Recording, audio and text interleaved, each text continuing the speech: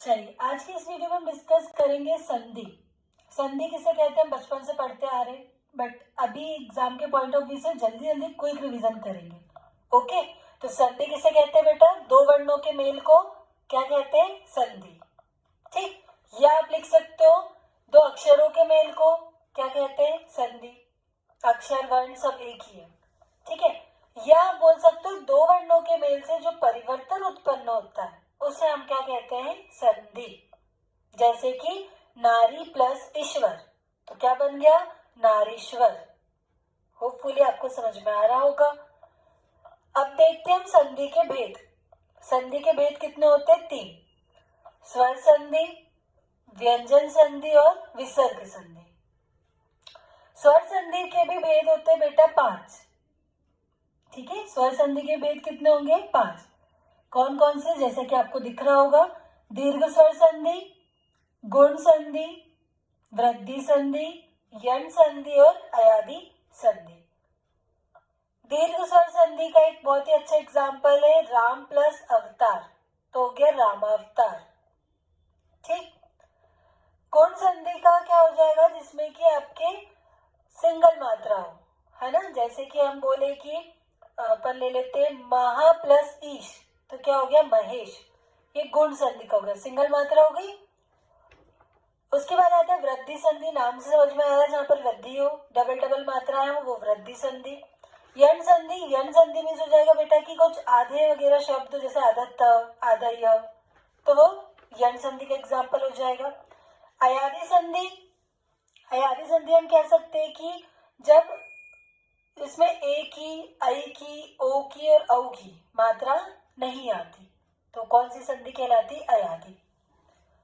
व्यंजन संधि आपको पता होगी कि दो व्यंजनों के मिलने से जो विकार उत्पन्न होता है उसे हम क्या कहते हैं? व्यंजन संधि।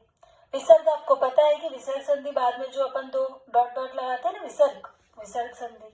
तो इतना तो आपसे डीप में नहीं पूछेगा वो। समास, समास किसे कहते हैं बेटा? तो दो या दो से अधिक शब्दों के योग से जो एक नया शब्द बनता है उसे हम क्या कहते हैं? समास। ठीक है, संधि में आ जाते हैं वर्ण और समास में आ जाते हैं शब्द। इतनी बात आप याद रखेंगे। समास के 6 भेद होते हैं, अव्ययीभाव समास, तत्पुरुष समास, कर्मधारय, द्विगु, द्वंद्व और बहुब्रीहि समास। ठीक है, तो अव्ययीभाव समास किसे कहते हैं बेटा?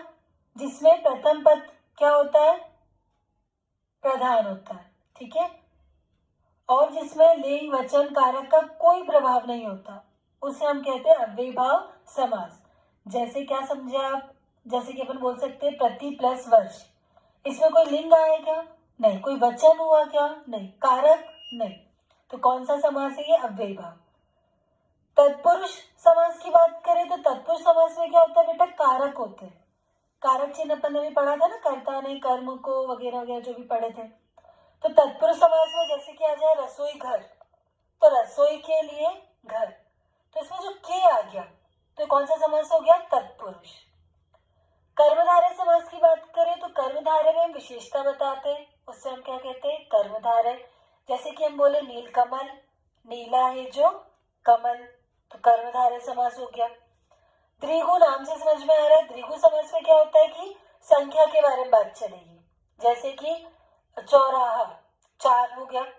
जैसे कि नवग्रह, ठीक है, तो नव संख्या की बात चले तो वो हो गया आपका द्विगु समास। द्वंद्व समास में क्या होता है बेटा कि दोनों ही पद प्रधान होते हैं।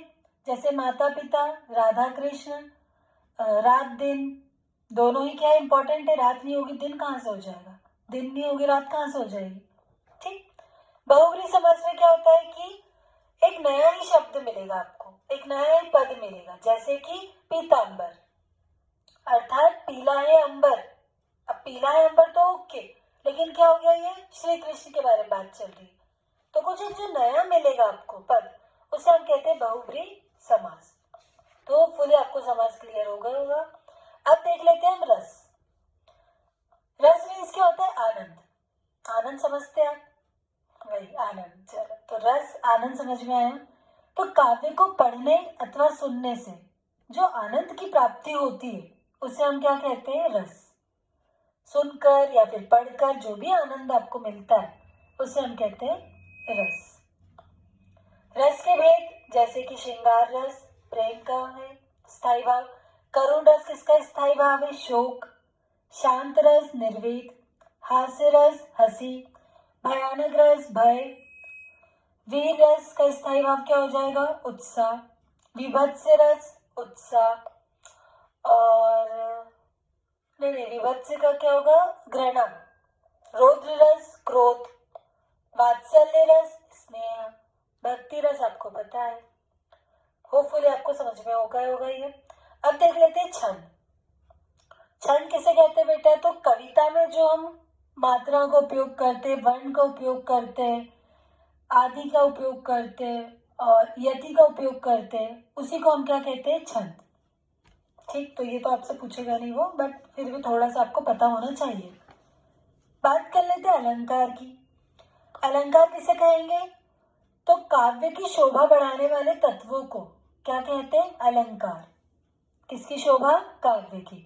फॉर एग्जाम्पल उदाहरण में हम बोल सकते हैं, जैसे कि अगर हमको कहीं जाना है तो हमने न्यू ड्रेस पहन ली, अब वो ड्रेस पहन ली, उसके साथ अगर हमने ज्वेलरी भी पहन ली तो हमने अपनी शोभा बढ़ ली ना हमारी और। सिमिलरली जो काव्य है उसकी शोभा बढ़ाने के लिए हम जिन तत्वों का उपयोग करते हैं उसी को हम क्या कहते हैं, अलंकार। ठीक है, जैसे कि हम बात करें तो अलंकार के दो भेद होते हैं, एक शब्द अलंकार और एक अर्थ अलंकार। शब्द अलंकार में क्या आ जाएगा, अनुप्रास, यमक, श्लेष, वक्रोक्ति। अर्थ अलंकार में क्या आ जाएगा बेटा, उपमा, रूपक, उत्प्रेक्षा, अतिशयोक्ति, संदेह, मानवीकरण। आपसे पूछेगा कि मानवीकरण अलंकार किसे कहते हैं, तो आप क्या बोलोगे, प्रकृति की हर वस्तु में मनुष्य की छाया देखना, उसी को हम क्या कहते हैं, मानवीकरण अलंकार। ठीक है, आपसे पूछेगा यमक अलंकार किसे कहते हैं, तो जहां एक ही शब्द दो या दो से अधिक बार आए और हर बार उसका अर्थ क्या निकले, अलग अलग निकले, उसे हम क्या कहते हैं, यमक अलंकार। श्लेष अलंकार क्या हो जाएगा, जहां एक शब्द का प्रयोग एक बार हो और उसके एक से अधिक अर्थ निकले, उसे हम क्या कहते हैं, श्लेष अलंकार।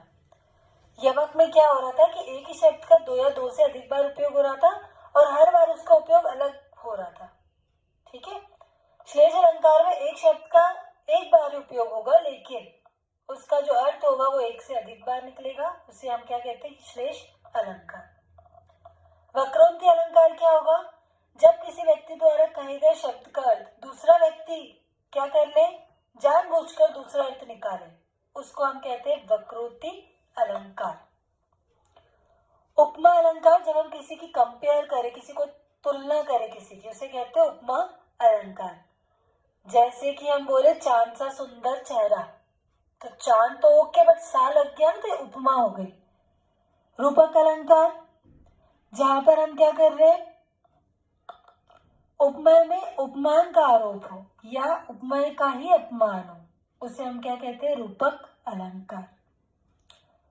ओके, उत्प्रेक्षा अलंकार, जहां पर कल्पना प्रकट की जाए, जैसे कि मुख मारो चंद्रमा है, तो यहाँ पे क्या हो रहा है, आपका उत्प्रेक्षा हो रही है। ठीक है, अतिशयोक्ति, बड़ा चढ़ाकर बात करना बहुत ज्यादा। संदेह अलंकार, नाम से समझ में आ रहा है, जहाँ पे संदेह जैसा कुछ हो। भ्रांति, जहां पर कुछ रियलिटी कुछ हो ही ना, वो भ्रांति अलंकार हो गया। तो होपफुली यहाँ तक आपके डाउट्स क्लियर हो गए होंगे। नेक्स्ट वीडियो में इस सीरीज को फिर कंटिन्यू करेंगे, तब तक के लिए